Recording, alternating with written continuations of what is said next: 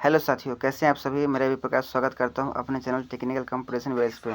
साथियों, जैसा कि आप लोगों को पता है कि हम लोग दरोगा सर के खान सर का बैच का बुक्स जो है नया मार्केट में आया हुआ, उसका हम लोग क्लास कर रहे हैं साथियों। तो साथियों, हम बात कर रहे हैं बायोलॉजी का।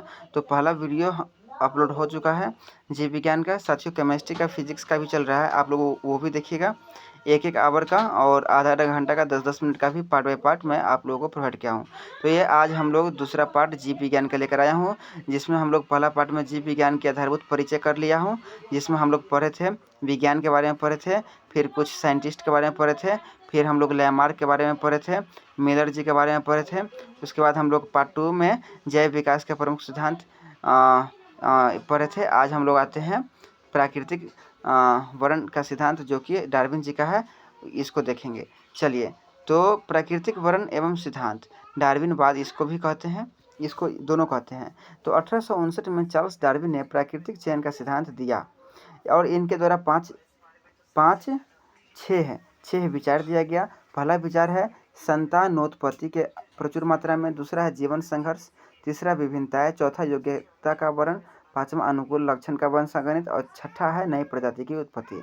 और इस सिद्धांत के अनुसार क्या है, तो इस सिद्धांत के अनुसार विभिन्नताएं तथा अनुकूल लक्षणों के वंशानुगत हो जाने से प्रत्येक पीढ़ी अपने पूर्वज से विकसित, सुगठित एवं भिन्न होती है तथा धीरे धीरे नई प्रजाति का विकास हो जाता है। प्रकृति के अनुकूल परिस्थितियों में जीवन संघर्ष में जीवित रहते हैं। यस, खेलो जाओ।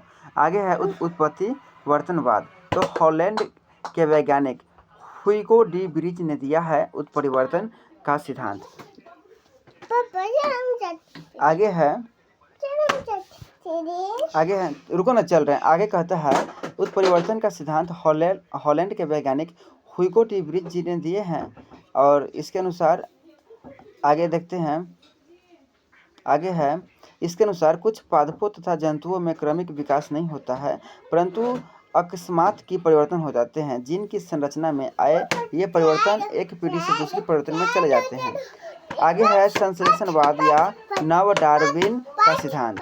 तो नया डार्विन का सिद्धांत या संश्लेषणवाद का सिद्धांत जैव विकास का आधुनिक सिद्धांत है। इसके अनुसार जैव विकास की घटनाएं उत्परिवर्तन तथा आनुवंशिक पुनः संयोजन द्वारा होता है।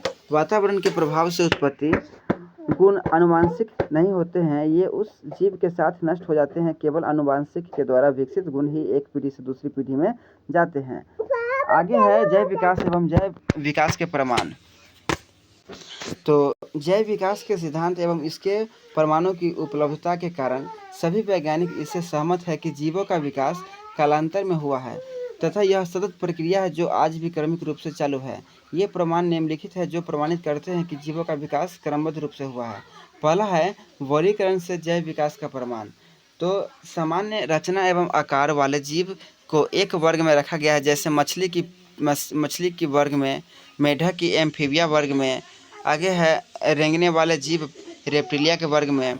आगे है स्तनधारियों को मैमेलिया के वर्ग में। आगे बात करते हैं, परंतु इन सभी जीवों में मेरुदंड पाई जाती है। क्या पाई जाती है? मेरुदंड पाई जाती है। आगे है इन सभी जीवों को पृष्ठवंशी कॉर्डेटा कहा जाता है। इससे स्पष्ट है कि इन जीवों की उत्पत्ति समान पूर्वजों से हुई है। आगे है तुलनात्मक शरीर की रचना प्रमाण, जैसे व्हेल मछली, चमगादड़, कुत्ता मछली स्तनधारी है। देखिए, व्हेल मछली, चमगादड़, कुत्ता, मनुष्य, ये क्या है? स्तनधारी है। अब आगे इसमें बात करते हैं अंग के अनुसार। तो समजात है, संवृत्ति है, अवशेषी है।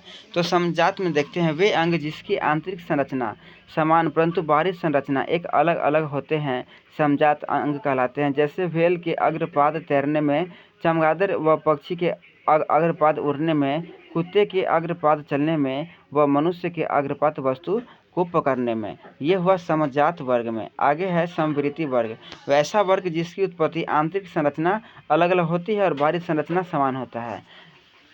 जैसे कीट के पंख शरीर की भित्ति का, पक्षी के पंख अग्रपाद का रूपांतरण है। चमगादड़ के भी पंख क्या है, हड्डी एवं झिल्ली से बने होते हैं। अवशेषीय अंग की बात करते हैं तो वो अंग जो किसी जीव के पूर्वजों से विकसित थे एवं कार्यशील थे, परंतु जैव विकास की प्रक्रिया के दौरान इसकी उपयोगिता धीरे धीरे कम हो गई है। अब ये मात्र अवशेष के रूप में ही पाए जाते हैं। जैसे मानव शरीर में अवशेषीय अंग अपेंडिक्स, कर्ण पेशियाँ, आँखों में निषेचन पटल, शरीर पर बाल, नकीले रत्नक दांत, पुच्छल केसरिका, ये सब क्या है, अवशेषी है। आगे बात करते हैं हम लोग, आगे अपना है, आगे देखते हैं। और आगे है 3 में तुलनात्मक भ्रूणी के प्रमाण। सभी पृष्ठवंशीय जैसे मछली, मेढक, सरीसृप, पक्षी, मैमल्स तक अल्पायु भ्रूण लगभग एक समान होते हैं। इससे यह सिद्ध होता है कि इसके पूर्वज एक समान रहे होंगे। आगे है योजक कड़िया से जैव विकास के प्रमाण। तो कुछ ऐसे जीव हैं जिनमें 2 अलग अलग वर्ग एवं जाति के लक्षण पाए जाते हैं। ऐसे जीवों को योजक करी कहते हैं। आगे है कुछ योजक करी के उदाहरण, यहाँ पर दिया हुआ है, आप लोग देखिएगा। चलिए हम लोग आगे बढ़ते हैं। आगे है जीवाश्म प्रमाण। डार्विन ने जीवाश्मों को जैव विकास का ठोस प्रमाण माना है। घोड़े के विकास क्रम, इसका आकार, आवृत्ति, पंजों के प्रकार में निरंतर परिवर्तन से आज का घोड़ा बना है। प्राणी भौगोलिक वितरण का प्रमाण। ऑस्ट्रेलिया में पाए जाने वाला कंगारू ऑस्ट्रेलिया में पाया जाता है, माइंड में रखिएगा। ध्रुवीय भालू न्यूजीलैंड के, पेंगुइन आदि महाद्वीपों में पृथक होने के विशेष क्षेत्र में ही पाए जाते हैं। आगे है जैव रासायनिक प्रमाण। प्रत्येक जीव का जीव द्रव्य मुख्यतः प्रोटीन, जल, वसा, कार्बोहाइड्रेट से बना है। सभी जीवों में समान कार्य के लिए एक जैसे एंजाइम पाए जाते हैं। जैसे अमीबा में व मानव में लाइपेज वसा का ही पाचन होता है। हार्मोन पढ़ते हैं। सभी पृष्ठवंशियों की अंतर्वासी ग्रंथियों से निकलने वाली हार्मोन समान होते हैं। आगे बात करते हैं हम लोग 8 नंबर में क्राइक से जैव विकास के प्रमाण। तो जीव अमीबा से लेकर मानव तक में पाचन, उत्सर्जन, श्वसन आदि क्रियाएं होती है। आनुवांशिकी से प्रमाण। समान जीवों में गुणसूत्रों की संख्या लगभग समान होते हैं। जैसे मानव में कितना होता है, 46 होता है, चिंपैंजी में 48, मानव में पूछे 23 जोड़ा होता है और 46 संख्या होता है। और यहाँ पर कुछ हाइट हो गया है। चलिए आगे हम लोग देखते हैं। आगे है